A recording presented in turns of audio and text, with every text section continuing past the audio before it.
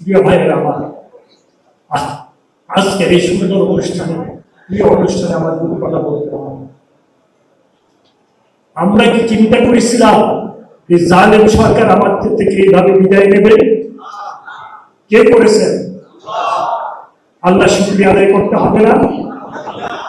বিশ্বাস করি আজকে আমাদের ছাত্র দল আয়োজিত প্রতিযোগিতা অনুষ্ঠানটা আল্লাহ শুকরিয়া আদায়ের জন্য করা হয়েছে। আল্লাহ যত বেশি শুকরিয়া আদায় করবে আল্লাহ তত রহমত করবে করেন। ভাই আল্লাহ যে কি জিনিস, আল্লাহ যে কি, এই যে আমরা কানে শুনি, কানে আমরা শুনি, কিন্তু শোনার পরে এটা মনে রাখার ব্যবস্থা করে দিয়েছে। মনে রেখে আমার যেই কথাটা এক বন্ধু আমাকে বললো যে এত তারিখ তোমার এখানে আসবে, সেই কথাটাকে আমার মনে করে দেওয়ার ব্যবস্থা করে দিয়েছে। তাই না ভাই? আমার কে করেছেন? আল্লাহ।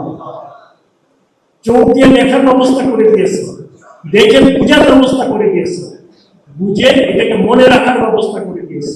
কে করেছে? আল্লাহ। সমস্ত ক্ষমতার অধিকারী আমার আল্লাহ। এই জালেম সরকারকে আল্লাহ আমাদের থেকে বিদায় করে দিয়েছেন, আমাদের ক্ষমতা আসার ব্যবস্থা করে দিয়েছে।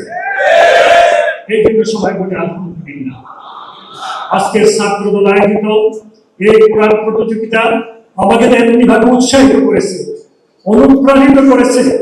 আমি ছাত্রদলকে বলতে চাই, আমি আপনাদের ভাই, আমি মন্ত্রী হব, আপনারা হুকুম করবেন কি করতে হবে। আমি আল্লাহর কাজের জন্য যা প্রয়োজন করবো আপনাকে। ভাইয়েরা আমার, আমি প্রজেক্ট করেছি আল্লাহ যা চান তাই হবে, আল্লাহর হুকুম অনুযায়ী চলতে হবে।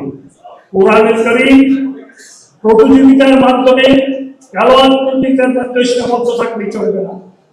কোরআনুল কারীমকে আমাদেরকে অনুসরণ করতে হবে, মানতে হবে, আমাদের জীবনের উপরে এটাকে প্রচলনের ব্যবস্থা করতে হবে।